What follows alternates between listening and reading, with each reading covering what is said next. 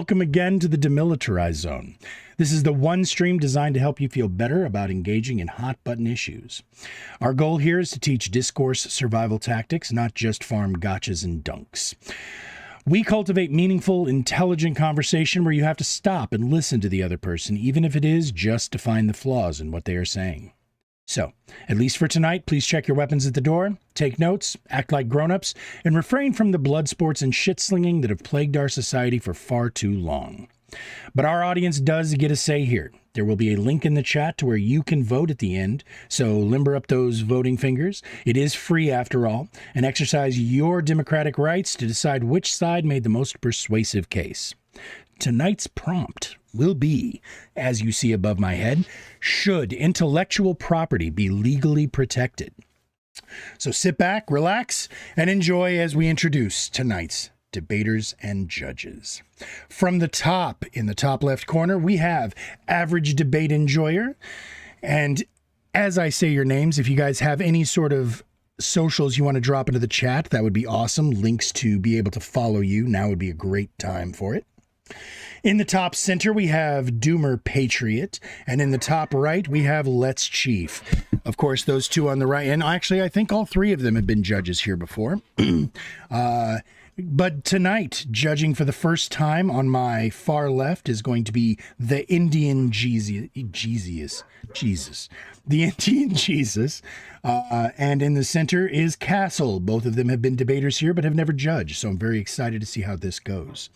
And in the bottom left corner, one of our regulars, Ancom Psycom.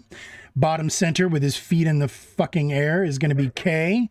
And in the bottom right-hand corner is McGruff. Now, for everybody who has never been here before, this is going to be a timed debate with a formal structure. We go 3-minute open, 2-minute cross, back and forth between the two teams until everybody's had a time to speak and a time to question. The cross-examination time is for the debaters to use as they see fit. The person whose cross-examination time it is has control of it and is supposed to be in control over it. They are able to use it as they want to.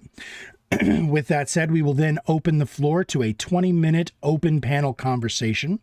Afterwards, we will go to 3-minute closes from each of the debaters. However, throughout the course of this, if I or either of the judges have any clarifying questions that they want to have asked or that I want to hear the answer to, we will be putting those before the closings. So throughout the course of that opening, or throughout the openings and through the opening dialogue, please take notes on whatever you think got missed or what you think needs to be asked. Finally, once all of that is done, I'm going to go ahead and put the link to the vote into the chat where everybody out there can just click it one time. Tell us what you think was the best team, was the best arguments presented, not just what you think is the position you agree with necessarily, but who you think was the best debaters for the night. And then finally, after that, we will be listening to the judges' takes. The judges will give some feedback, not just their actual votes. The judges are going to vote based on a 10-point structure. They have 10 points to distribute across the two teams as they see fit. When we are then to the audience, we are going to round it out so that the percentage vote is going to represent their 10 points. And once it's all said and done, I personally have one vote that I get to cast for the MVP, the debater that I think was the best performance tonight, regardless of which side they're on. So, does anybody out here have any questions? All of you guys have been here many, many times, so I don't think that you guys will. No? All right, cheers. Well, then in that case, so this was a 3v3 debate where we actually had two team captains, we'll say, and they just happen to be in the center, on the top, and on the bottom. This debate was originally proposed by Doomer and Kay. However, we made it into a 3v3 debate so that both of them got their teammates that they chose to be on their side. And so I'm going to look to them for the order of performance, starting with you, Doomer. I'm sorry, you had something you wanted to say, Kay? Yeah, I did. Yeah, so I messaged you about something in regards to our opening just to get permission to do it because it's a first that would happen in the debates. So I wanted to make sure before. Is it a song? Close, yeah, close. The affirmative side didn't get a copy of this motion.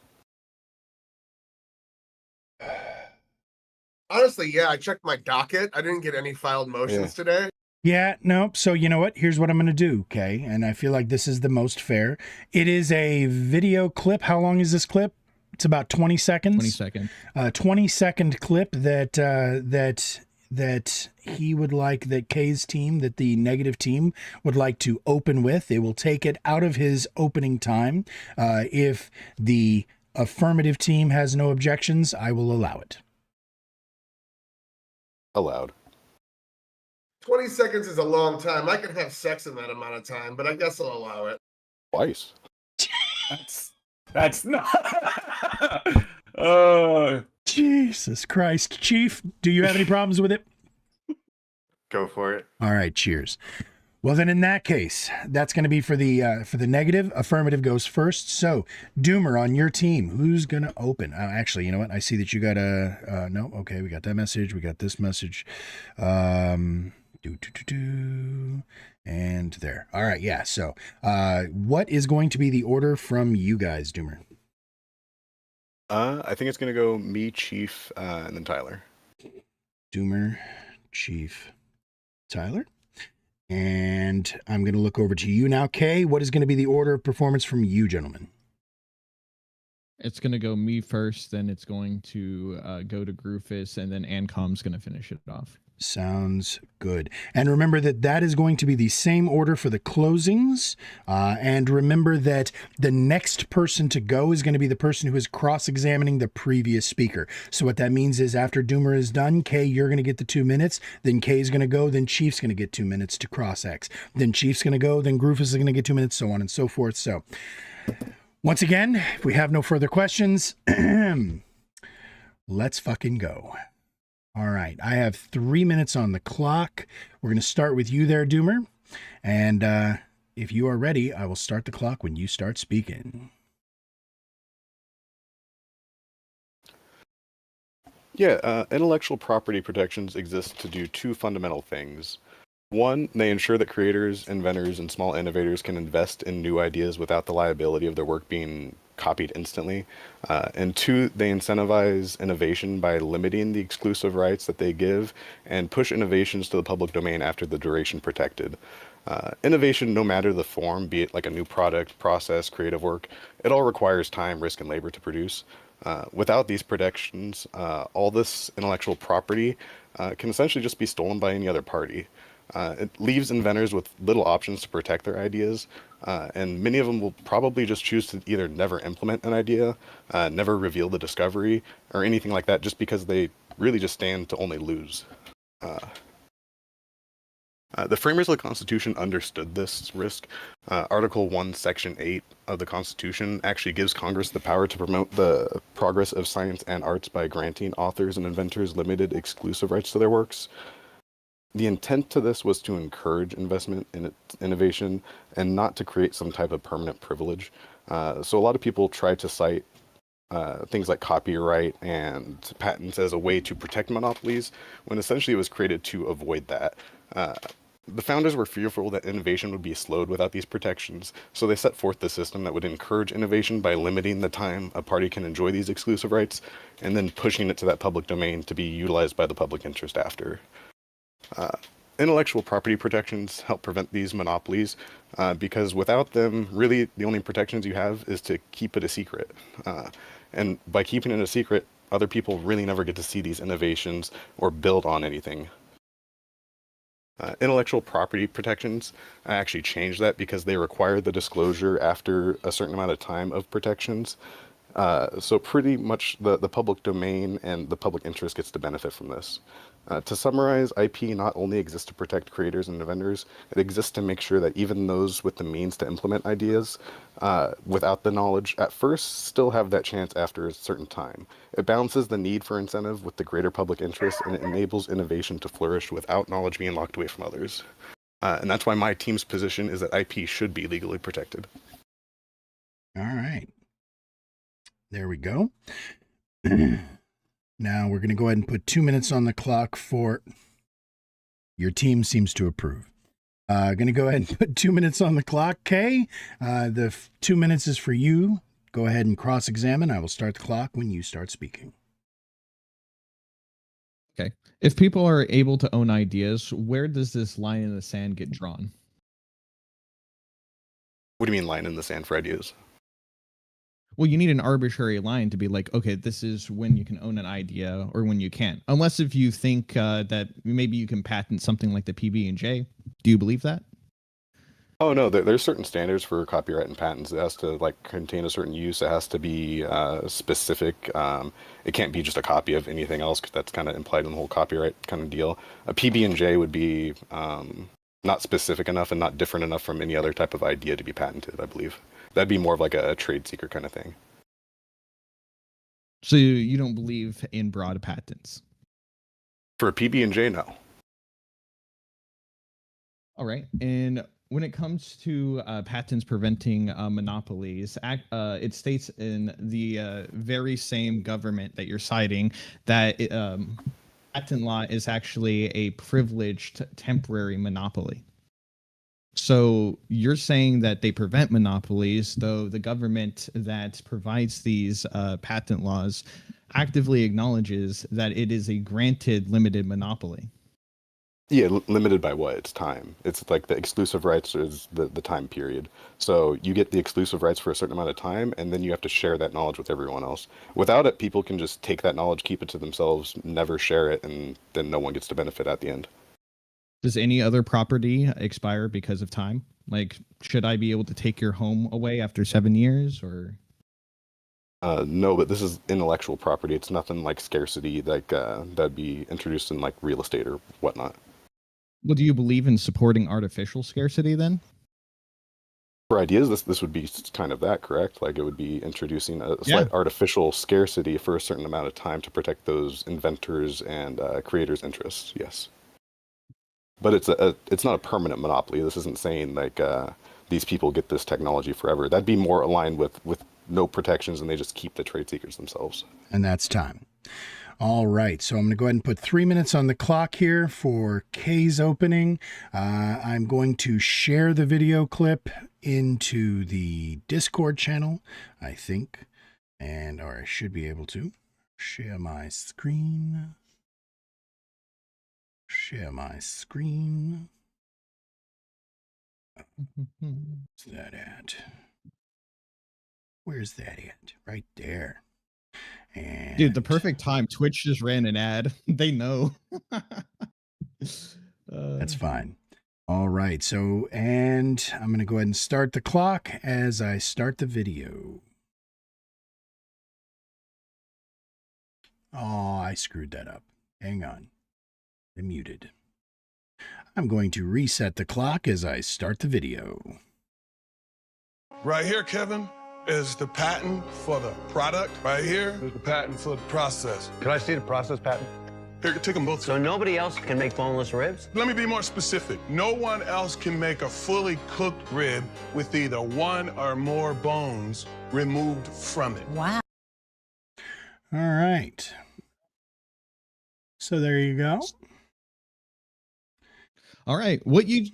Oh, do you No, want go me to ahead. start Yeah, now? no, go ahead. I'm sorry. All right. What you just witnessed, ladies and gentlemen, was a man patenting both the product and the process of making boneless ribs. Think about that for a second. A food company is telling you that you can't take bones out of ribs and sell them like he did. So ask yourself when you see something like this, who and what is this protecting? Earlier, during my cross-examination, it was stated that they would not patent the peanut butter and jelly because it's too broad. Yet, we have examples of the patent fully working in such a manner to prevent people from simply cooking and selling ribs without bones in them. So before they say the patent law does not work like this, it doesn't operate like this, and it only does this, I want to keep in mind that that is from one of the largest shows in America, showing a full example of granted patents doing such a thing. The idea of IP is one that's artificial, draws lines in the sand to create barriers and prevent others from capitalizing on pure thought. This essentially makes any violation of IP a thought crime. I challenge the audience and the judges here today to think about what life would have been like if IP laws have always existed. Imagine a life where the first person that whittled a bow, brewed a stew, developed a wheel, created bricks, or even forged swords had exclusive rights over the idea. And ask yourself, would we have gone gotten where we are today with that mentality. My opponents are going to have to justify either a moral or utilitarian case to justify the authoritarian use of IP law. I find that it's hard to justify either. When IP law infringes on natural property rights, restricts inherent freedoms, and it's this adherence to a system that perpetuates poverty and needless loss of life. I also want to point out the fact that we're all streamers here. I think the fact that the streaming is propped up by the open source use of technology such as OBS is a pretty telling sign of what life looks like without IP interference. And when he talks about the Constitution and how our founding fathers also supported monopolies, keep in fact that America during Alex Hamilton's time actually took out and paid bounties for people to steal IP law from Britain and bring it back to the US to kick off the Industrial Revolution, and is credited for making us such a self-reliant, rich, and prosperous nation. And landed it on the button you did. All right, we're putting 2 minutes on the clock. Let's Chief. I hope you are ready for cross. I will start the clock when you start.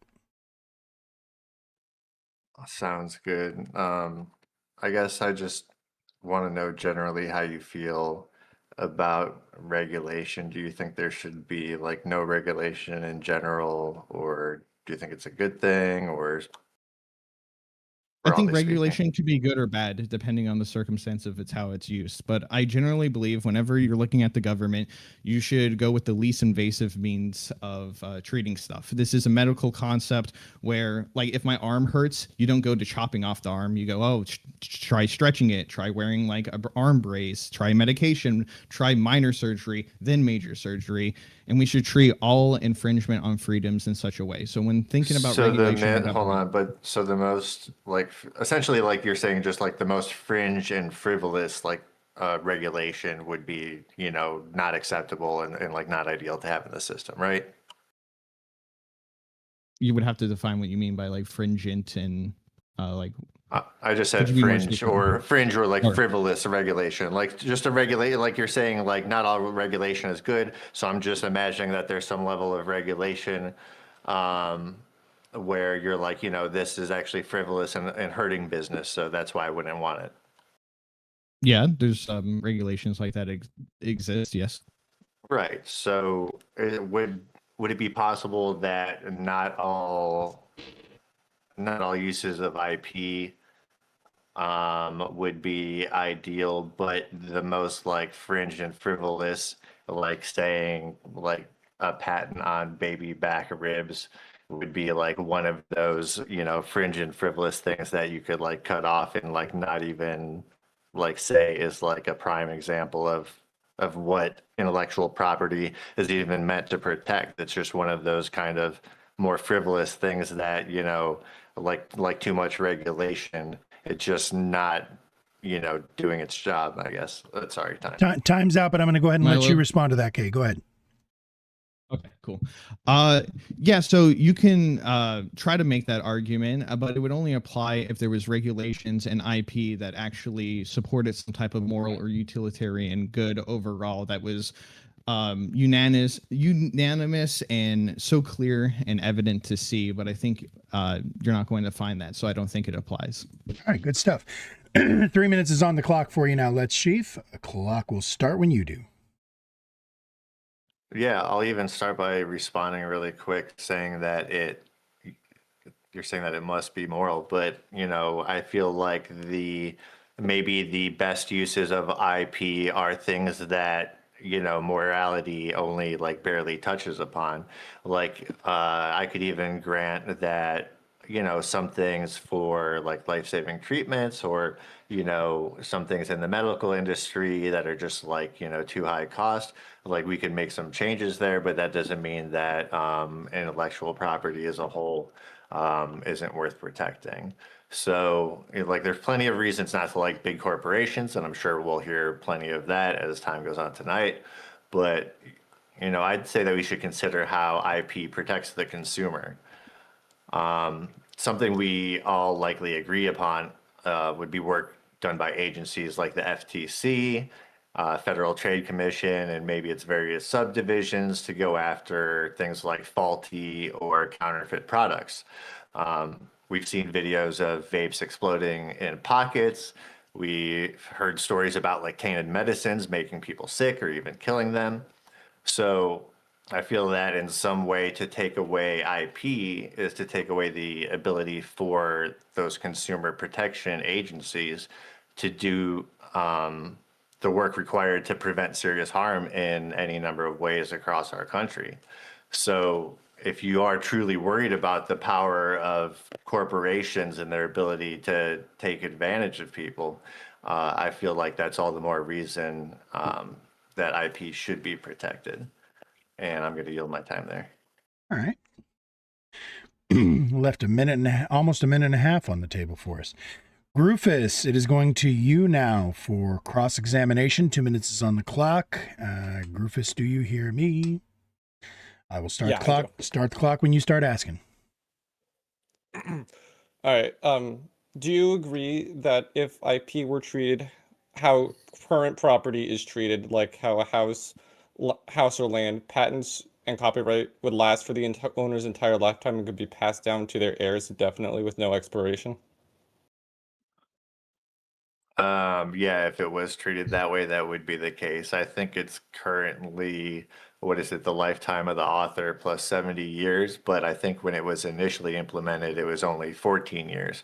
So saying that it could be, for less time is, a good like negotiation of that would help protect IP and get the best use out of it without fully like having to like destroy its fundamental idea. In practice, with IP on thousands of overlapping components in modern products, is it possible that people might face repeated licensing negotiations or restrictions from multiple owners when trying to build, modify, or produce new things? Might they face repeated license negotiations from multiple manufacturers? Is that what the question was? Yeah, basically. Yeah, I feel like that would be the case regardless. But in something like auto parts, like if you have some faulty like counterfeit product or just some like bullshit product that is a full-on replicant of a high-value product, while you're trying to slow down from being on the highway at 70 miles an hour, I feel like that's a good reason why that IP should be protected. If IP created even significant additional barriers to productive action, like more negotiations, higher cost, delays in building or innovation, would that make the underlying ethic at least problematic for human progress and survival? Once again, time is up, but I'm going to go ahead and let you answer, Chief. Go ahead. I mean, there's all sorts of moving parts at play when developing a product for market. So I feel like it's just kind of like it's one of those things that comes with the territory. All right. 3 minutes is on the clock for you, Rufus. It is your time to open. Clock will start when you start. All right. Self-ownership. Each of us has exclusive rightful control over our own body. We direct its actions, and to deny this is a performative contradiction, as you would need to use your body to argue against it. From self-ownership, it flows that you should not violate other people's rights to self-ownership.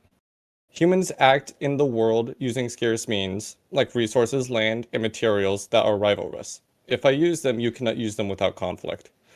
To enable peaceful cooperation and avoid violence, we need objective rules for assigning exclusive control over these scarce goods. The only consistent rule respecting self-ownership is that the first person who actually finds an unclaimed resource, like empty land or raw materials, and puts work into using or improving it, becomes its owner, keeping it as long as they want to until they choose to sell it or give it away. This way, the ownership is actually tied to effort and use, not just saying mine or waiting for someone else to do nothing. Now let's apply this to so-called IP. Ideas, patterns, inventions, and symbols are non-scarce and non-rivalrous. My use of a recipe or design doesn't deprive deprive you of it. There is no inherent conflict over the idea itself, only over scarce physical embodiments of your own ink, paper, or factory. Granting IP rights gives the creator partial veto power over everyone else's scarce goods, forbidding you from arranging your own materials to build a device or print a book. If ideas were truly property, if you own property, and then patents and copyrights should last forever, indefinite until the holder transferred them. Yet virtually every IP defender insists on limited terms to avoid monopoly harms or gigantic holdup problems that would stifle society in the long run. This concession reveals IP isn't property at all. It's a temporary government policy tool masquerading as a right. But let's take their logic to its conclusion. Embracing perpetual IP would paralyze human action. Modern products involve thousands of components, each potentially owned indefinitely by someone else. You would need endless licenses just to produce, innovate, or even sustain life, creating a web of restrictions that halts all progress. You need to ask someone else's permission to use their idea, but that itself is an idea which you must ask permission to use. And so on, the chain goes ad infinitum. This ethic implies the near immediate cessation of productive activity, dooming humanity's stagnation and extinction. Proposing such a system is self-contradictory. You must be alive and acting and using scarce resources to argue for it, while claiming those very actions should be forbidden. Thus, the IP ethic is fundamentally anti-human.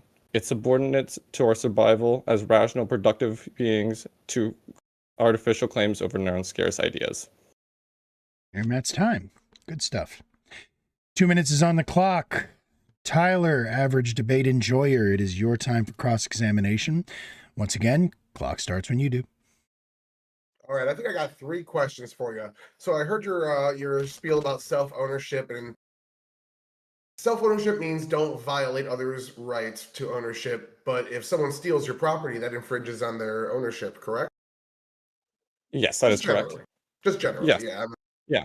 Okay, so then we just need to basically tie the knot here to show that intellectual property is property, because you're conceding that if we can prove that, then it would also fit your self-ownership definition.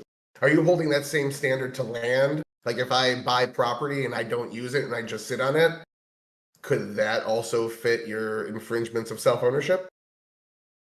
Yes. Okay, and that's actually pretty interesting. I was expecting to know that. I get the correlation doesn't equal causation, but would you not agree that in the last 50 years that we've seen the most human technological advancement? At the same time, we've also seen the largest expansion of intellectual property laws directly at the same time?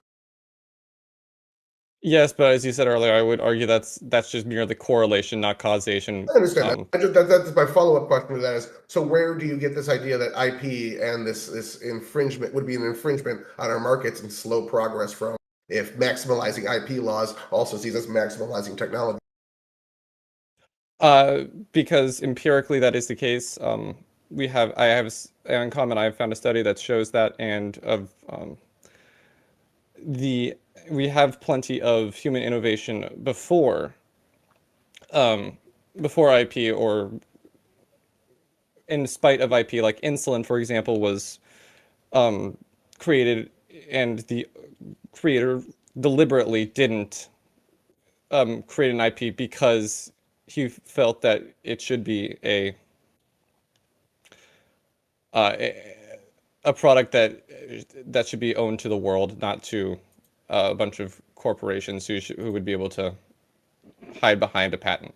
All right, and that's time. 3 minutes is on the clock for you, Tyler. 3 minutes starts when you start, Tyler. Go ahead. Ask the ladies. I don't need that long. We are here today to discuss intellectual property and how important that is to the fundamental growth of the United States and the living standards for every human being. Throw the baby out with the bathwater arguments are what we've been hearing so far tonight. And even though it's just highlighting a handful of worst case scenarios, these anecdotes still don't underwrite the empirical. It's like saying that one guy making a patent one way of deboning ribs somehow makes all deboned ribs patented is just false. 99% of ribs don't follow his process. They don't really have to deal with his patent. The idea of ownership of property is fundamental to the United States. I'm sure everyone here would agree with that. And capitalism fuels innovation. We all know we've heard that. What does that actually mean? Well, that means that somebody goes and puts $20 billion into research, testing, hiring skilled workers, and comes with a new medicine or builds a building or something like that, generally with property.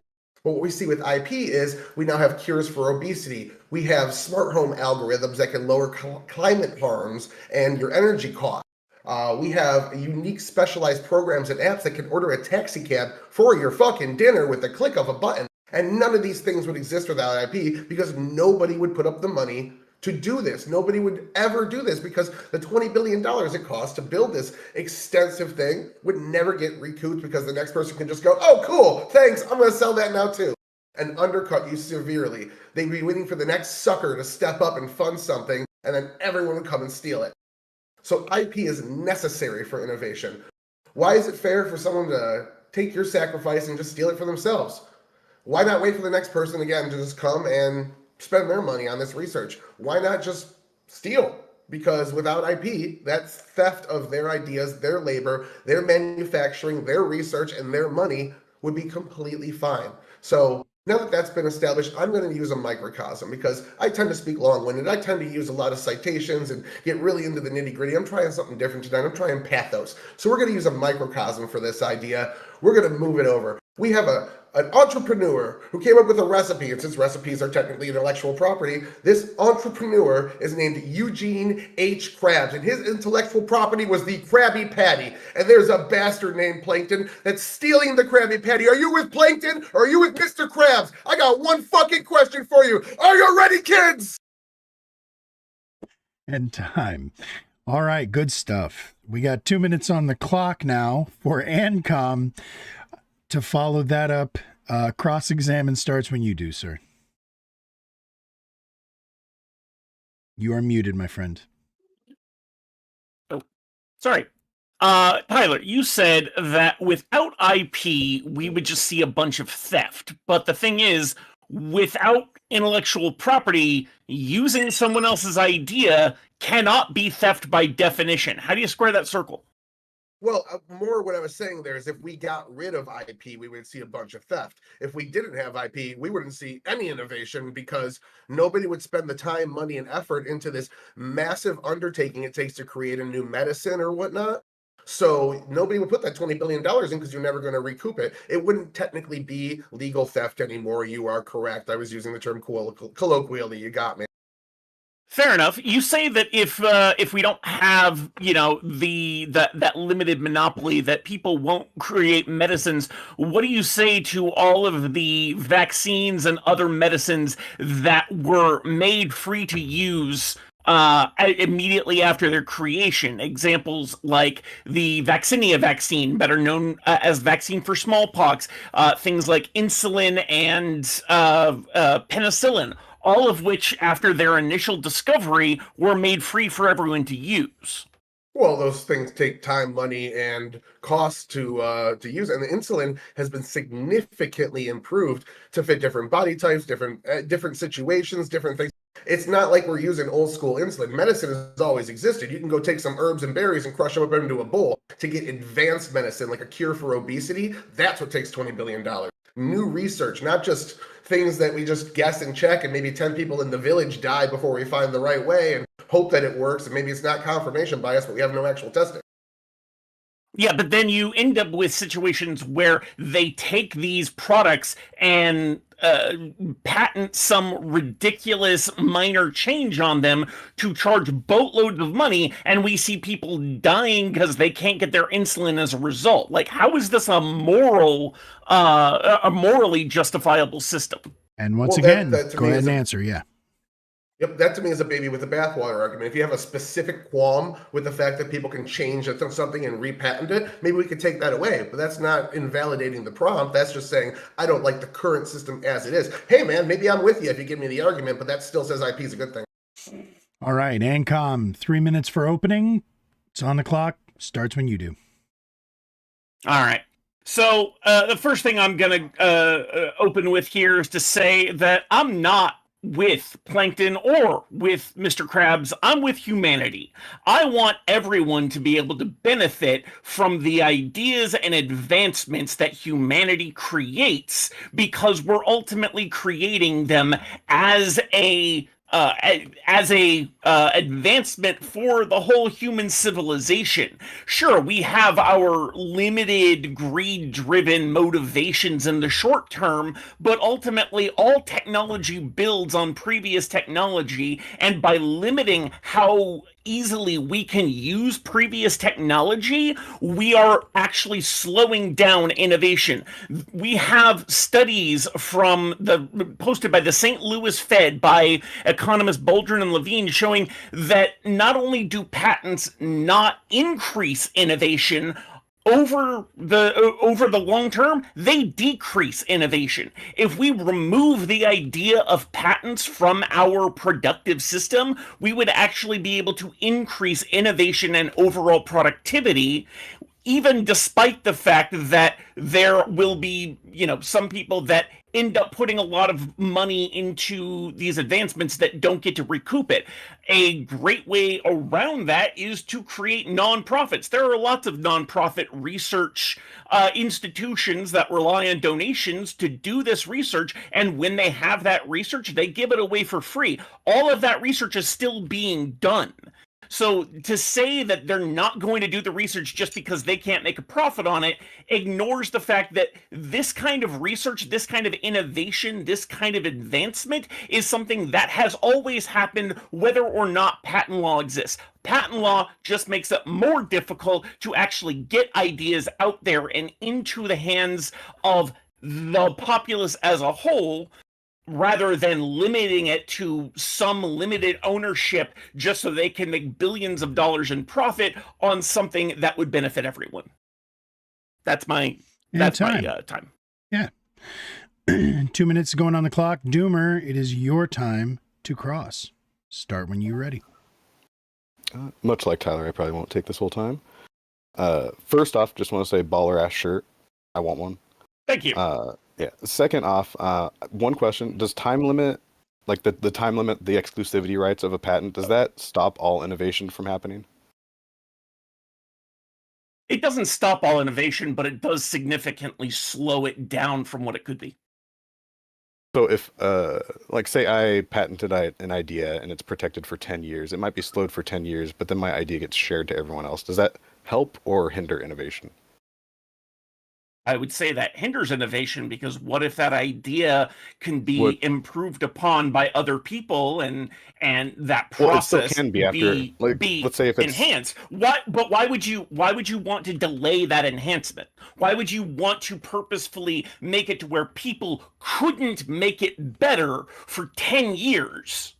That seems entirely backward to me. Just like you said that they could like repatent a medicine to just change it minutely. They could do the same thing, right? Yeah, but that's the thing is they can't do that until the original patent expires. Well, no, it wouldn't be the same thing. If you take right? away, it would be based on if you innovate patent, on my idea, which would be it. If I innovate on your idea that is still under patent, then you can sue me for patent infringement. Rather than if I improve on your idea with no patent in the way, then that improvement can come out that much sooner. Okay, would you say that the patent, the time exclusivity on the patent's the main deal for you, correct? Because if I patent something, it has to come out to public domain. Yeah, the exclusivity is the main problem I have with intellectual property generally and patents specifically, yes. What if that was reduced to a blanket 1 year for everything universally? You'd still be against it, obviously. I'll tell you what, go ahead and hold on. Oh, no, go ahead. Answer the question. I was just going to say, it's still slowing things down. So yeah, on principle, so even if it was a day. I would have less problem with it than the 10-year, but I would still have a problem with it from a basic principle. All right, so I'm going to put 20 minutes on the clock. This is now open conversation. Feel free to speak, whoever wants to. And I will tell you that when the 20 minutes is over, if I feel like you guys are still cooking and still covering new ground, and I feel like the conversation is still productive, I personally reserve the right to add 5 to 10 minutes as I see fit. So the clock starts now. Enjoy the conversation. I just have to. I feel like it's important that we touch on what Doomer kind of lightly touched upon because it's important, worth capping. That if you innovate on an existing patent and develop kind of new, not obvious improvements, those are often patentable themselves as their own thing. So that's actually patently false. We literally saw this with the Google Sophos lawsuit. Sophos Not had only a that, patent on grouping speakers together and being able to control their volume all together. Google incorporated something like that into their Google Home setup, where you could control the volume of multiple Google speakers at the same time. Sophos sued them and won. Yep, not to mention that we have patent trolls and patent thickets where they do broad patents. An example would be like Humeria, who filed 100 patents of biosimilar composition, which, there can only be so many.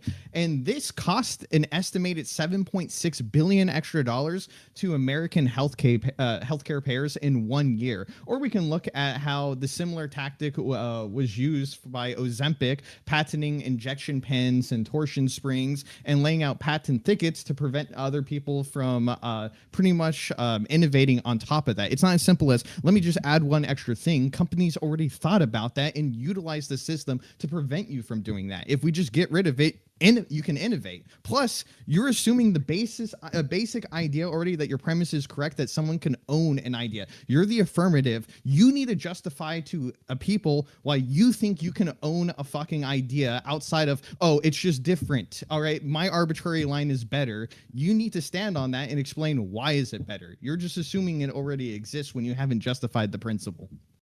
I think we have justified the principle fairly well. All of us talked about the fact that one of these large scale products cost $20-30 billion. Let's talk about AI, for instance. You have to build a data center, you have to hire researchers, programmers, QA testers, IT software to maintain the databases and whatnot. This costs you $20-30 billion just to start up. It's a massive barrier to entry that most people can't do, and nobody's open going source to do it. Hold on, AI is open source. Some of it's not. How do they get their training? A huge amount of the AI models that are used today are open source, or they are being directly built on top of by the companies that are then closing the source to privatize it. Imagine the kind of innovation we could get in AI if all of these companies were to make all of their AI models and all the training data open source, and then anyone, regardless of whether or not they have access to a giant data center, could improve upon those models, could add additional training data, and then those companies could make use of it. It is a self-reinforcing system to allow them to innovate. One of the bonuses. Your system is propped up on the IP system. These places would not exist. Nobody would have put that billions of dollars in order to build this infrastructure in the first place. If the next I challenge that premise. You have not demonstrated that, though. Let me get the whole. If the next person can just hit Control C, Control V, and now they took $20 billion worth of research and development, and it's theirs now, and they can undercut you on the market for that thing. Certain products are necessary. They need to charge a certain fee to make back the money that they spent in the investment. And you're saying they're not allowed to do that because they can no longer say that thing I built is mine. You're saying they can build a house. You're going based on this premise that nonprofit research doesn't exist. That's basically what you're saying right now, and we know this by itself is false. I'm not saying that at all. I'm saying that private research completely dwarfs public research. And again, does it? Only because IP exists to give them that dwarfing. Let's fact check that. Interesting. It seems like the NIH funds crucial. Wait. 99%. Let me get my whole sentence out. Okay, you just keep cutting me off. Do you want to admit it? So again, this is the world without IP. The world without IP is, instead of this new cure that comes out, for this amazing cure that comes out, because they don't have any privacy rights on it, because the next person can just take it, break it down, replicate it, and undercut them on it, they now say anyone that needs this miracle cure has to fly to our facility in Ohio, go through all sorts of security, then they can come in and get it. Because of the fact that it can't be distributed to every home like every other medicine could, the productivity is significantly lower, meaning we keep the price significantly higher. So now we're purchasing out most common people that would be able to afford something that if it was mass produced would be significantly cheaper. So you're saying, yeah, sorry, no IP. If you want to keep your secret, you have to keep it locked up in a military bunker and let nobody have access to it. You're limiting a potential cure for cancer. Ozempic pens really cost $1,000 a dose to make. This is a ridiculous argument. Well, let me take this because speaking of ridiculous stuff, real quick, I just sent Horse a link. Can I ask that you pull that up? I just wanted to ask Ancom, Kay, is this process the same as a PB&J as you referenced earlier? As simple as that? This is the patent that you were talking about, the process for deboning the pig. Is this as simple as the PB&J? The process is not as simple, but it's the same conceptual idea. It's a broad idea of deboning. Oh, okay. So this entire process that Horse can scroll through. But nice trying to get away from your boy who just. This is the example you brought up. You're trying to get away from your boy who said that innovation is. No, I'm not trying to get away from anything. I'm just bringing back the fact that you brought this up as like a PB&J or something. This is a lot more complicated than that, right? 41% of all basic research. This isn't just stopping people from making all those boneless rib sandwiches, done by private individuals.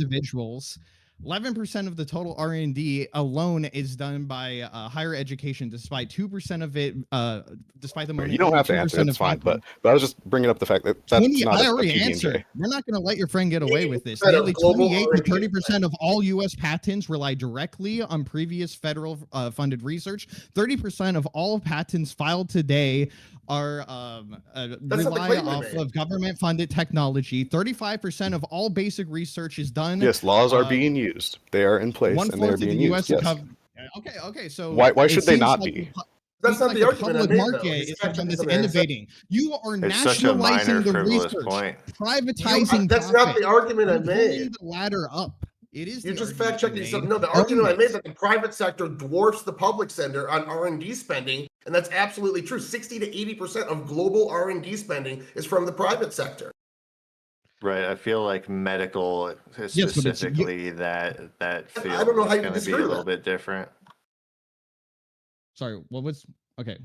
I was just saying that specifically the medical field is going to be a little bit different. But I know like Ancom, like if we go back to AI a little bit, I know Ancom previously has posted about, like AI art and kind of how that's shitty, and I prefer people use like stock photography rather than AI, which uses like a ton of resources and everything. But I assume that if you prefer to use stock photography, and the stock photographer, the photographer for that work would get like a kickback for it, as you said, that you would want their work to be protected from like AI infringement as well. Like if AI replicated their work and it was obvious. I want their identity as the creator protected. So just their identity. So the AI could still like sell, like use all those resources and sell and profit from their work for some huge corporation, just as long as they say this work was generated using the works of all of these other creators that they like. Yeah, so it's recognizing their intellectual property. As long as you do that, then you're okay. No, it's recognizing their labor, that they have done a thing. He just wants it to be sourced. Like, hey, listen, this is the source of where I got my information from. Like the Creative Commons license or the general public license. These are all forms of copyleft that are designed to get around some of the problems with intellectual property overall. They wouldn't be needed without intellectual property, but they show a world in which intellectual property is not needed to protect the identity and the labor of people who create these creative works, because all they do is they say you have to, you have to give attribution for any works that you have done based on this previous work. We could kind of do that in manufacturing too, if you think about it, right? I imagine we would be able to, but you'd have to be a little more specific. It's just called licensing, I think. So you just license that work to be able to recreate it yourself. I mean, licensing implies a certain limited use and like more because than you're not just the original owner. Who owns the idea? You can't own ideas. But licensing how do you own an idea? What if someone to, comes up with it? You have to go to the person who created it for permission. All I'm saying is give them the attribution, but you don't need to ask them to build upon their work. That's silly. Right. Certain ideas of ownership are a little silly. You're like, oh God, a river runs through your property. You own water, but you don't own water. It's like weird.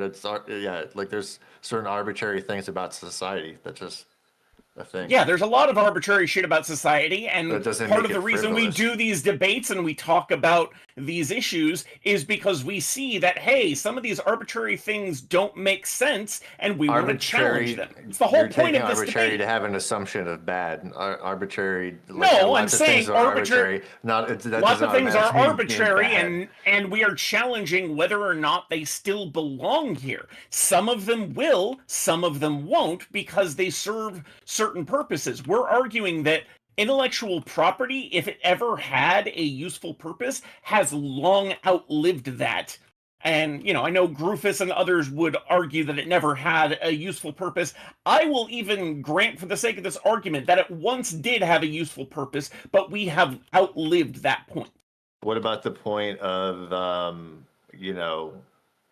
IP and having distinguishable products that are essentially like traceable with a process, procedure, and ownership being used to protect the consumer when things do go awry or are being like counterfeited? Sorry, say that one more time. I was a little bit lost in the question. Like when products are being counterfeited, and say there's like, a half a dozen Tylenol PMs on the shelf, and they're all like kind of one-offs of each other, and it's, nobody owns any sort of like idea, and it could all just be like, there could be legal knockoffs of any product. And like, how do we answer for that taking away the ability to enforce regulation and protect consumers? It doesn't. There's a fucking 10 million different companies that make fucking Build-A-Bear like stuff, or it's like, hey, this is a teddy bear. This is a teddy bear. There's generic drugs as well. I go in, I don't just see Tylenol. I see like 10 other versions. Where do those generic drugs come from? Are those expired patents? Yes, and they would have existed a lot sooner to a lot more people before they. Imagine if they were just trade secrets and never shared. Or trade secrets are hard to keep in the modern. Wait, I got this. Yeah, trade secrets are hard to upkeep. Trade secrets are hard to upkeep in the modern age. People are going to reverse engineer and figure out how things are made. It happens all the time. You should tell TSMC that, because they're going to be fucking scared as shit. They don't maintain patents because of their trade secrets, because they'll be published in public domain after a certain amount of time. That's how TSMC keeps their competitive advantage. Yeah, and Intel is already outdoing them with better processes. By stealing their shit from espionage, I believe, too, right? So your theory is just like America did? As I was saying earlier, well, that doesn't really refute his point. As I was saying earlier, your guys' ideas here are based off of the system that patents brought you. It's like, well, these generic medicines all exist, but those generic medicines came from somebody doing R&D to invent a new medicine that cost them $20 billion. And if we look at, again, what I was saying about private to public funding, we're only looking at the patented funding. What you're not taking into consideration with that 60 to 80% of worldwide funding being private is all the failures. Most of these things fail. 95% of new drugs don't make it to market. This is a risk. This is a risk market that you're investing in, hoping for a high return. That's why it exists, and we just would not have these things otherwise.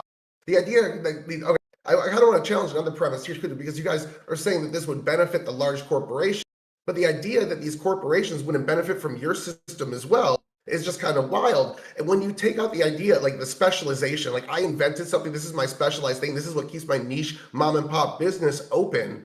You're taking that away from them. So now everybody can make their exact product the exact way. And now you're saying all these companies that have massive production that can make things significantly cheaper can mass produce this specialized thing. You're going to force more mom and pop stores out the door the same way you did with grocery stores. And it's going to hurt the consumer. It's going to drive wages down.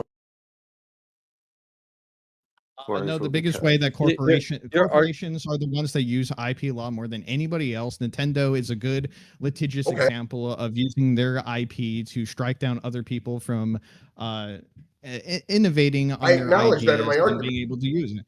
Okay, I acknowledge that in my argument, but my argument is they're also going to abuse your system just as much. It's going to abuse your system just as much. Every system has abuse. So then it's not a good point for you. That's my point. Yes, it is. Dude, if something is abused, if 80% of a system can be abused versus only 10% of a other system, and the other system gets you more positive externalities, wouldn't you want the other fucking system? Yeah, because you're getting fucked less. And that's the thing. It's like, yeah, everything. So I want to point out, Tyler, you were kind of talking out of both sides of your mouth by saying that our system would hurt big corporations because no one would put in the R&D money to develop these things, and then saying it would help big corporations in other ways. Which is it? No. I'm saying it hurt the consumer because nobody would make that investment in R&D. But all these corporations that already exist, that can already it might hurt medical corporations, but big box store Walmart is going to see all these patented things that these specialized stores sell and say, well, now we can sell all that. We can do it cheaper. So you're out of business. You're out of business. You're out of business. And we control 60% of jobs in the United States just because we know how to make shit cheaper. But companies are always like suing and putting mom and pop and competitions out of business or buying them up right off the. So let them do it more. So help them? No, what it is that if you're allowed to innovate and without these roadblocks, you're going to have three ways that are going to benefit the customer. It's like to stand out, you're either going to have to innovate, which is why innovation is going to keep on going. You're going to have to make it cheaper, which helps everybody in the U.S. How do you protect it? It doesn't need protecting. It's a natural evolution of competition. Well, if you need to compete, you need to innovate, and then Walmart just takes that innovation, runs with it. Now and then you take their innovation and you. But you can't do it as well. You don't have the warehouses. You don't have the distribution. You don't have the processes laid out. You don't have anything. You have an idea. Comparative advantage. No, it's comparative. The comparative advantage is on them. They have everything compared to you.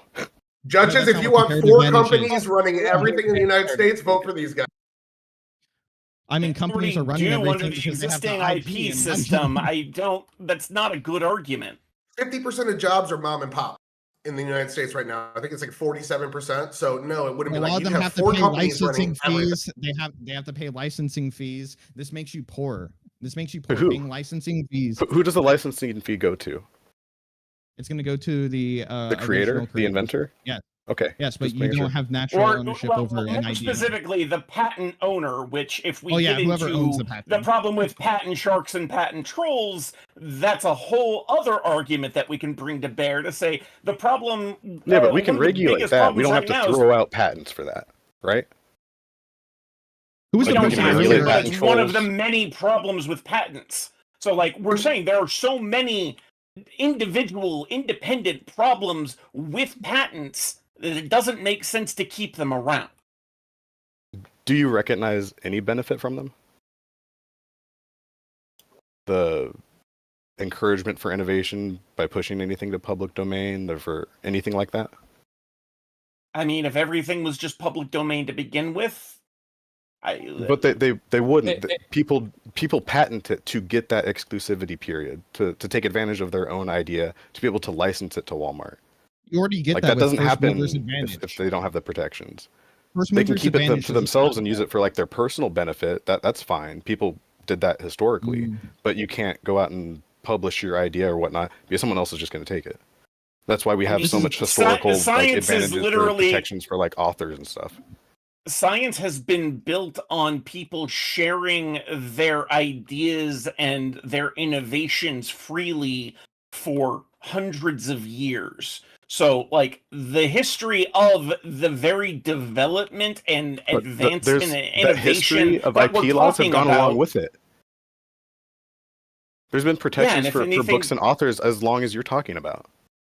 And if anything, it has hampered innovation because we don't get to see the advancements build upon one another nearly as quickly.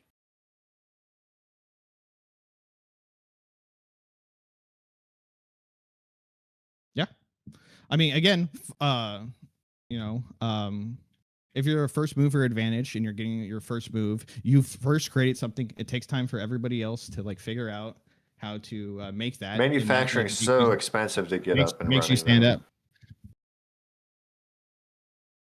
So I mean, yes, and that's. I'm going to go ahead and put 5 more minutes on just so you guys can put a bow on it. Go ahead, keep going. And that's why such bigger firms existing, like they were saying, already having the infrastructure, like to sweep your legs out from under you after you've invested so much. Just that's why you deserve a period of time to recoup off your idea. I mean, you only need so much money to recoup off the idea because you use IP law to constrain ideas, which means you're the sole, owner of that idea and need to do big innovations on top of it. If a lot of people are doing small innovations, most of the R&D work is being spread out instead of centralized, so you're able to piggyback off of everybody else as they're allowed to piggyback off of you. R&D would deflate under IP. And most R&D, again, is piggybacking off of public funds and research. Anyway, so in the medical field, at least, is what you cited. It wasn't just medical field. I'd also like to provide a source for what Kay is saying, because there is very little, if not no, evidence to show that IP or having IP shows that innovation, it protects innovation or encourages innovation. If anything, it just allows and incentivizes people and corporations to guard, to create a patent and then to guard it and not to go any further with that and try to prevent people from further innovating so that they can continue to make their money off their patent. And I will drop that study into Radish's chat. I mean, you can cite whatever study you want. At the end of the day, we have seen, again, as you admitted, the largest rise in technology, a growth spurt in humanity that's never been seen before, dwarfs the Industrial Revolution in terms of what we've grown from the first computer to right now. And also, you know what also dwarfs the Industrial Revolution? Population. Population increase is the best predictor of innovation.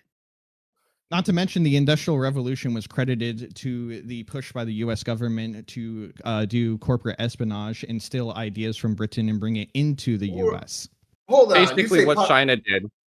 Basically what China did for... So China is out innovating us instead of stealing all of our IP? Because I think they're stealing hundreds of billions of dollars in IP in every year, not out innovating us. Inaccurate number, but also what happened when they ignored patent law. They had the biggest leap for any country ever in modern human history. They brought so many people out of poverty, and I'm sure they did. Catch up in a few decades. I'm sure they did. Piggybacking off of all of our fucking work. They took in America, all piggybacked off of Britain, and Britain piggybacked off of other people. You're ignoring the fact. Treasury Secretary. So who do you want to piggyback off of us right now by taking this away? Treasurer Secretary Hamilton literally gave rewards to individuals who brought secrets of extraordinary value from abroad. Slater illegally imported a loom and started and helped start the American Industrial Revolution off of stolen trade secrets from Britain. It was called the father of American manufacturing. And Francis Cobalt also took tours of factories in order to copy patents, bring it back. The Patent Act of 1793 allowed Americans to patent technology they had simply pirated from abroad. For example, George Parkinson was awarded in 1791 a patent for a textile machine that was an unoriginal copy of the British design. The U.S. government even paid his family for the relocation expense. America piggied off of what came before. In China, the 1700s, that has to do with my tech point from the last 50 years. So I think you're missing about 200 years in between. You just mentioned the Industrial Revolution. Don't act like you didn't. I said since the Industrial Revolution. I use it as a goalpost to say how crazy the tech revolution's been. That's it. Ask And the K1. I was talking about the right last now 50 is years. piggybacking off of public-funded research Okay. and government-funded All research. ideas You said the piggyback Patent Act off of other what? ideas. My I really point's don't think this unaddressed is over that here. big of gotcha. Whether it's like music or manufacturing, all ideas literally piggyback off another. This isn't that big of a surprise. I don't think. What was the Patent Act that you hypocrisy. said passed? No, it's In blatant. It's just 1973? obvious. 1793. The Patent Act of 1793, 1793. I was about to say, I think that year's off. No, 1793. The Patent Act of 1793.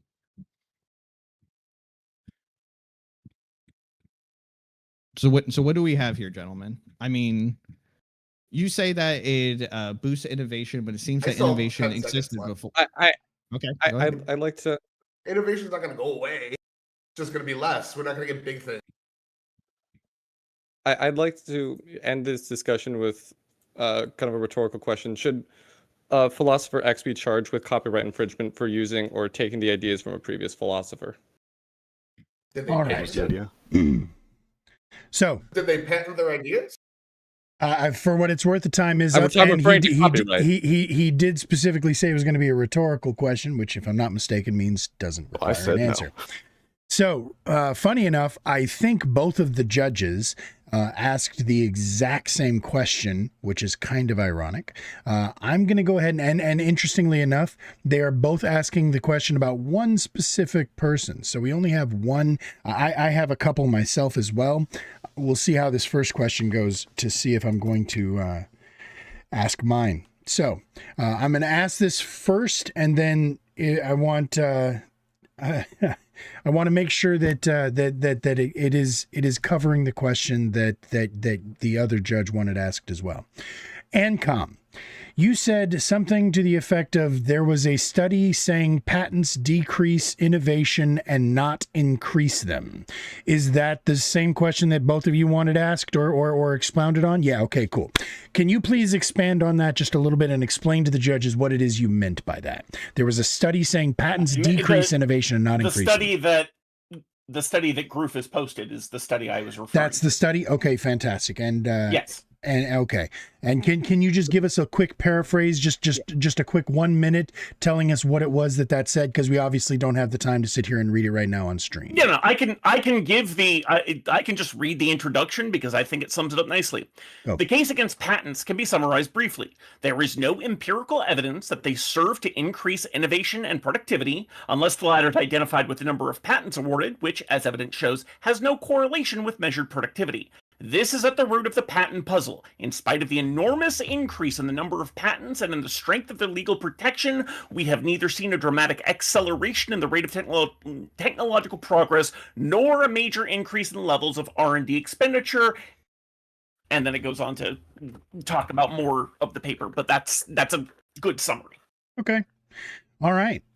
So once again, like I said, if there's no more questions from the judges... Yep. One more. Yep. Go ahead.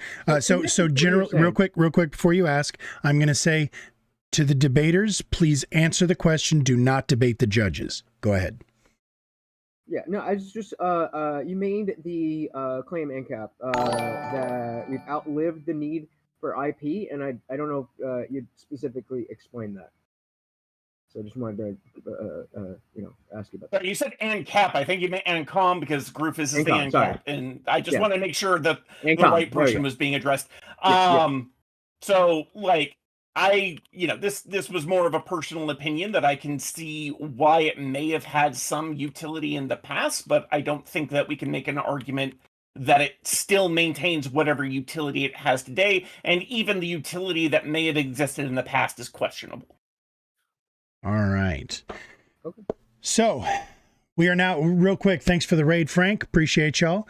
And just so you guys know, you are at the tail end of a 2-hour long debate, roughly. We are currently going into our closing arguments, and we have 3 minutes on the clock. We're going to start once again with you, Doomer. Are you ready to put a cherry on it for us, bud? Yeah, I think so. All right. Clock starts when you start, sir. So yeah, first I just want to say thanks for everyone coming. Kay and Com Groofus, always awesome having you guys on the other side of the table. I will say, I think we heard a lot of like emotional appeal about some of the protections, but I do just want to reiterate, when a person files a patent, they're getting those exclusive rights for only a limited time, and then that idea gets shared with everyone else. That's the big benefit there, is that ending part, and I think too much is getting focused on the exclusivity rights at the very beginning to kind of necessitate that kind of sharing and innovation that we want to encourage, which is ideally why the founders put it in the Constitution. Article 1, Section 8 says right there, Congress has the power to promote these for the progress of science and arts by granting authors and inventors limited exclusive rights to their works. This isn't like a permanent setup for monopoly or anything. That's actually what they wanted to address when they put this in, is avoidance of that. You know, they saw with the British colonies, with some of even our early colonies, people, you know, accumulating mass, just taking advantage of their sheer size by hoarding knowledge and keeping everything a secret pretty much. So that's why we have this system to encourage the sharing of ideas pretty much. There is an exclusivity right, but I think even if we limited that to a day, I mean, that's still saying we want to protect these legal rights. And I think the other side of the argument is just throwing the baby out with the bathwater. We can solve a lot of the problems they bring up with regulations without, you know, throwing out the whole system. And I'll see the rest. All right. 3 minutes is on the clock now. Your turn, Kay. Bring it home for us. All right. All right. So what we see today is a fundamental misunderstanding of the concepts of market and freedom. The question was asked, why do people make things? Because they need money and out of necessity. Why do people innovate? To stand out from competition and improve how they do things. How would they make money if you can just steal their idea? Well, you need to make it better, cheaper, or a niche version. And with comparative advantage, not everybody can do everything. And with first movers advantage, you have a while before the competition can even catch up to you, which means that you've already established a pathway of doing these things. They ignore market failures such as WHO finding that Gilead Science was overpricing about $84,000 for 12 weeks of treatment instead of the market rate of that could have been of 250, and this kept 93% of their customers of 71 million of global patients out of treatment for 71 years. And they also purposely found that they were using toxic HIV drugs for 10 years to maximize profits while waiting for their patent to expire. But it's not like my opponents even believe what they're saying. Average Debate Enjoyer over here has a video on his YouTube channel where he talks about wanting to an open source think tank and to use other people's ideas for his channel to debate.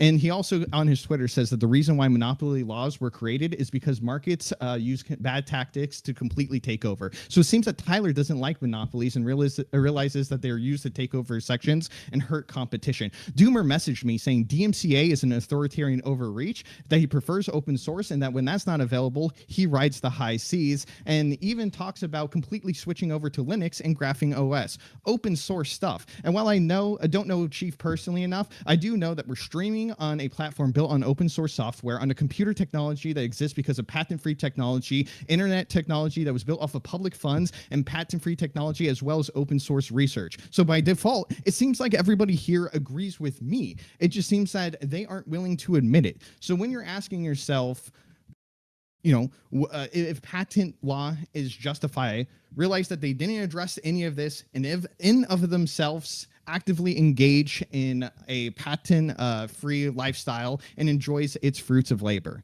I end my time. All right. 3 minutes on the clock. I believe you are up next. Let's Chief. You ready to go, sir? You are muted in case you do not know. Yeah, close enough. Go ahead and start. So there's focusing on medicine in a debate about IP makes sense. A lot of people think healthcare should be decommodified. I get that angle. But, when we were talking about IP, despite it being brought up as a moral issue, it's really more about economic growth and, like I said, pairing with the ability to protect the consumer. Innovators deserve the ability to recoup their investment and protect their ability to sell their idea. You just looked at videos from Shark Tank, but some good ideas, people that don't have the ability to have reach with their very good idea, get to put it in front of someone who can, instead of going on Shark Tank and having 4 different sharks walk away with your idea and start producing it in mass and totally fucking you into the ground with it. You get to actually get profit from that. So that paired with Twitch's Twitch is on Amazon, YouTube's a major company. Just because the software we brokies use to connect to it is open source doesn't mean the platforms itself are. Those are huge capitalist firms, so that's fucking wild. But yeah, I get there's plenty of reasons not to like corporations, but IP does help protect the consumer as well as innovators. So, you know, to allow agencies like the FTC to go after faulty and counterfeit products. We don't all have, so we don't have Lutch's vape exploding in his hand. So we don't have faulty auto parts sending us off highway off ramps at 70 miles an hour when our brakes fail. So we don't get poisoned by counterfeit pharmaceuticals. I think it's worth protecting IP. I'll yield my time. All right. 3 minutes is now in your hands, Groofus. Go ahead and start when you're ready, sir.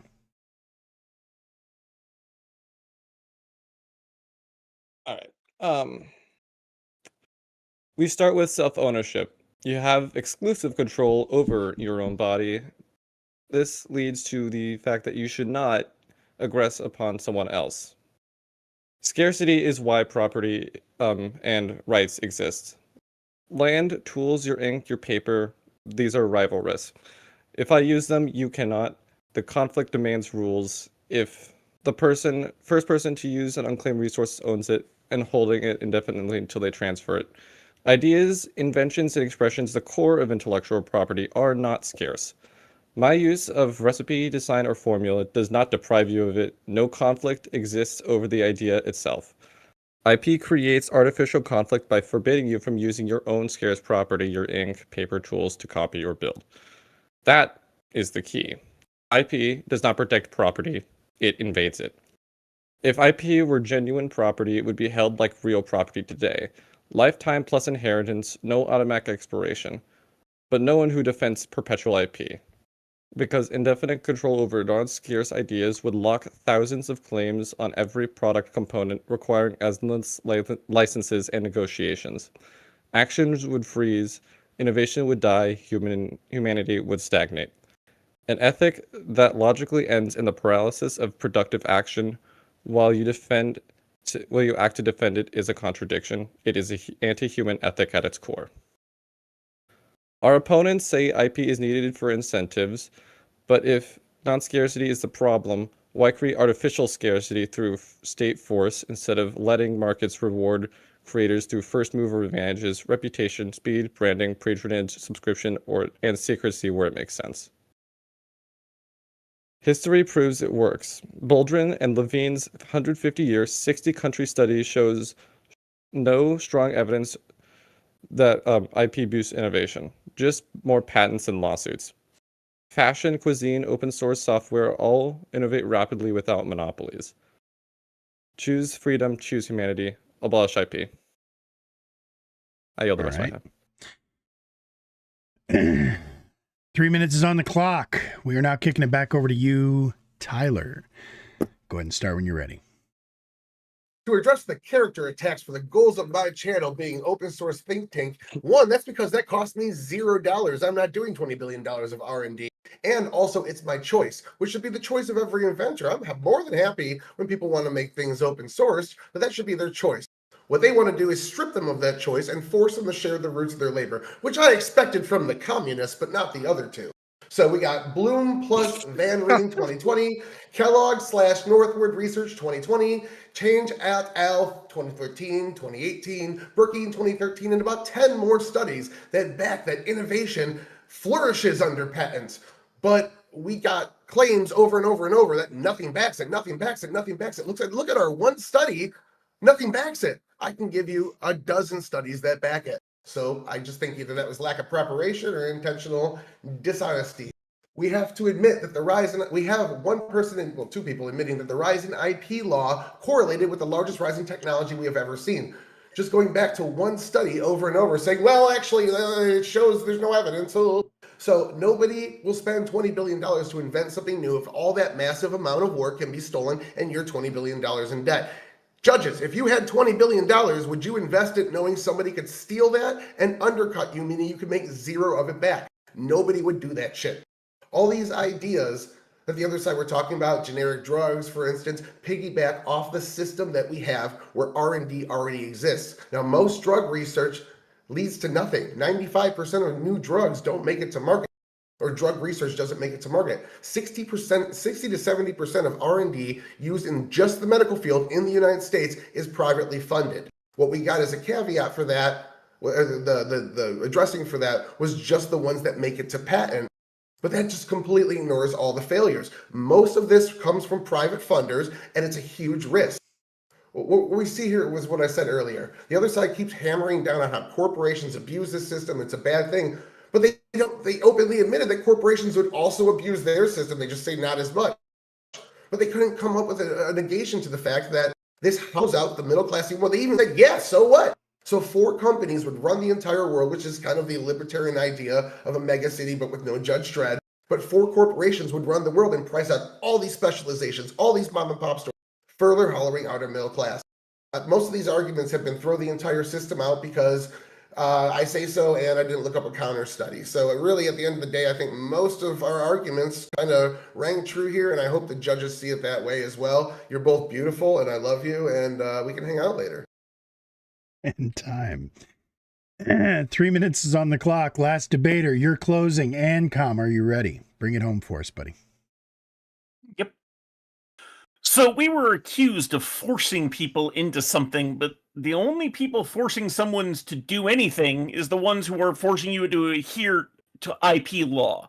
We can give dozens of studies. You guys haven't given one. We've listed about 15 different statistics. If we need to go over them again, we can show the federal government funds 41% of all basic research in the U.S. compared to only 35% coming from private innovation. We can show that higher education contributes 11% of total U.S. R&D, despite only making up 2% of patents. We can show that 10% of all new commercial products and processes are based directly on university research, and another 10% would have been significantly delayed without it. 28 to 30% of all U.S. patents rely directly or indirectly on previous federally funded research. Private funders piggyback on free and open source information. The risk and cost is bared by humanity so they can pull the ladder up from the rest of us. If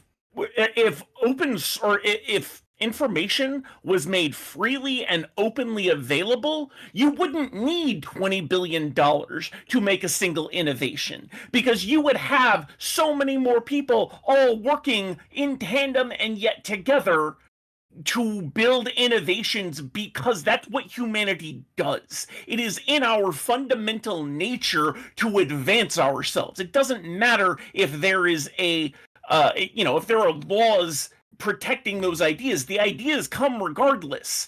We have the communications infrastructure, which was the main reason that prior to mass communication, or even the basic telegraph, most innovations didn't get spread around. Now we have that. We can make these ideas available to anyone, and anyone can use their resources, their time, and their energy to build upon that and share it with all.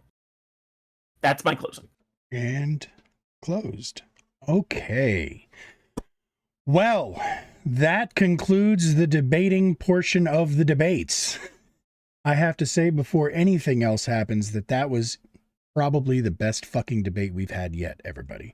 So thank every single one of y'all for participating, and I hope that the judges are going to have as difficult of a time choosing a team as I am going to have choosing an MVP. But before we go any further, that right there link that I just put into the Discord, or no, this is not Discord, into the Twitch chat, click that. Put in a vote. Tell us which side you think made the most persuasive arguments.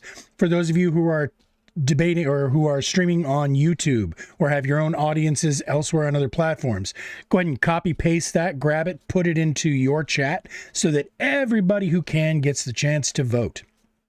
At the end of the day, just like real democracy, it only counts if certain people disagree with you. So that said, the judges are both going to get their votes. It is going to be a 10-point system for them to distribute as they see fit. And if the two judges disagree, then it comes down to the audience's vote.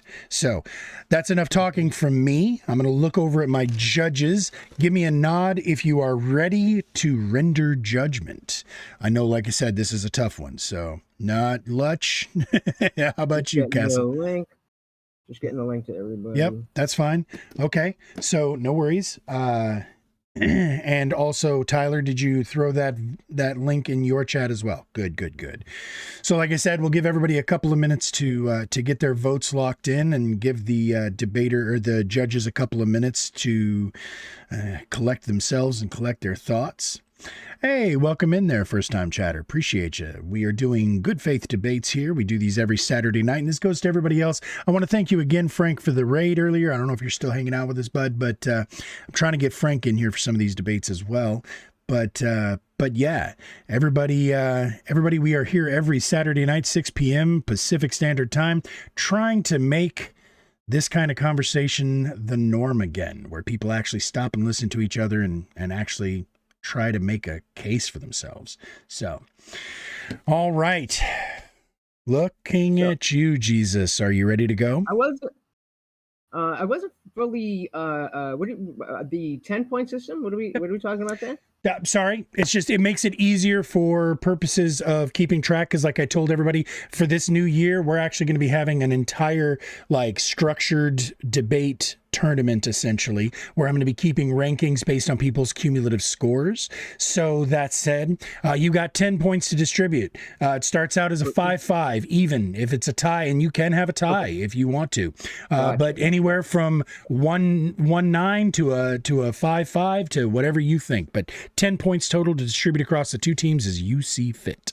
It's completely arbitrary, so it's whatever you think fits. Although I would love it if the judges would also give a little bit of an explanation, give us your feedback to the debaters, any advice, any suggestions, anything you think they might have been able to do better or whatever, but also why you're scoring it the way that you are. Cheers. All right, so you ready to go first, Jesus? Yes, sir. All right, walk on water for us. I came down with 7-5 to the affirmative. That's what you know about 10 points, right? Yep. Yeah. Wait, no, 7-5. It'd be 7-3, but 7-3. 7-3. Right. Or no. Okay, never mind. Hold on. Wait.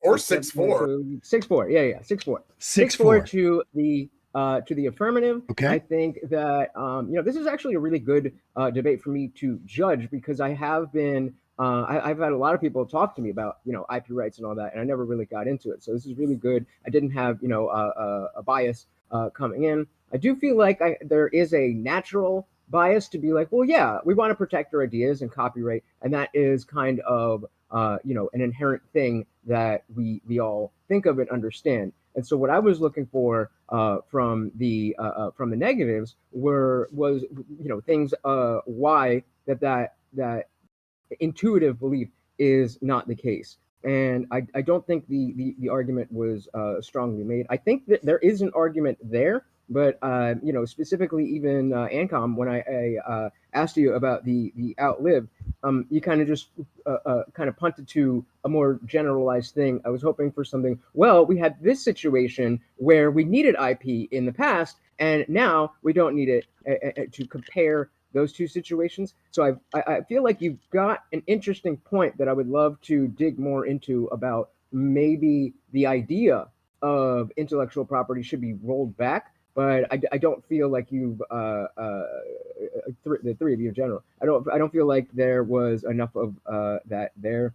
And then the last point was I took off points when Let's Chief asked if you guys could see any of the benefits of their side, and there was just nothing there. And I felt that was either just lacking or intellectually dishonest. But I'll go with lacking. All right, and that's it. Good stuff. We got 6-4 from Jesus towards the affirmative. Looking at you, Castle. Where'd you land on this? Yeah, so before I give a score out, I do agree with you, Raj, that this is the best debate that I've heard so far, at least with a group that's 3v3. I've never been part of a 3v3 yet, so if this is the first time, great. If it's not, even better. That I thought it was really high quality. So kudos to everybody who participated. So scoring wise, I always figured that the negative side was going to have a really tough time trying to convince me of this. And even though I don't think that they got there, I do applaud them for getting pretty close, because I also gave it a score of 6-4 for the affirmative. What I thought really came down to it for me was when I was thinking about the argument, I was thinking to myself while everybody's talking, like, what is the one thing that you could get me to kind of persuade me on the negative side? And it really came down to more of a moral argument for me. And that only really came when Tyler and Ancom started to talk back and forth with each other. I think Ancom brought up the moral arguments about kind of vaccinations and how they have been free to use, like smallpox or penicillin, or even things like insulin. And I think if they did a lot more to kind of showcase more of that moral argument, instead of kind of hitting just with that example in the medical field and kind of expanded that further, I think it would have gone a further ways, and it might have been a tougher match for me to vote on. But I think outside of that, a lot of the arguments that the affirmatives came up with just convinced me a little bit better. I think at the end of the day, they'd even admit that for IP, there's a lot of flaws.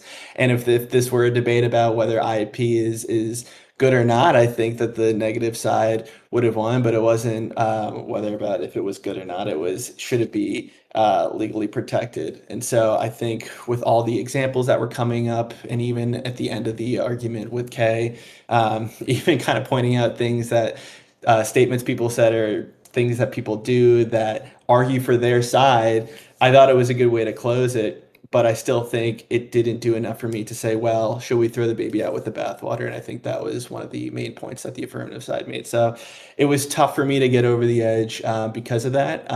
But again, I think it was a good match. I just think affirmative just a little bit on this one for me. All right. So that's 6-4 from both of the judges to the affirmative. So again, just like in America, your votes don't count. However, I do still want to see where they landed. We're going to go ahead and take a quick look, and show us the results. This is interesting. So because we round, and this actually, for what it's worth, I think is the most votes we've gotten on one of our debate prompts, and it's going to come out to a 50-50 split from the audience. Ooh. So yeah, it was technically 53-46, but again, we round that out to a 50-50. So the audience is still torn, but the win ultimately goes to the affirmative team. Huzzah! Now, real quick, I just want to say that this was a very difficult one for me to choose an MVP, especially given the fact that I enjoy the fuck out of every single one of y'all, and I enjoy everything y'all bring to the table, and each of you brings a different set of skills, almost like Liam Neeson. But in this particular case, I was gonna give it to Kay for the PB&J and the boneless pork argument, but I gotta say that the affirmative side poked effective holes in that pretty well. But what I don't think was really dealt with was the Krabby Patty defense. So I've got to say that if even if just for sheer energy brought to the table, I'm giving the MVP for the night to Tyler, average debate enjoyer. So that said, I do want to be clear though, every single one of y'all brought it tonight, and I cannot thank you guys enough. I enjoyed the fuck out of this. And for everybody out there in the audience, again, this is what we're trying to do here. Though we're trying to get it to where people can actually have a meaningful conversation and actually be able to get across what they're thinking. Now,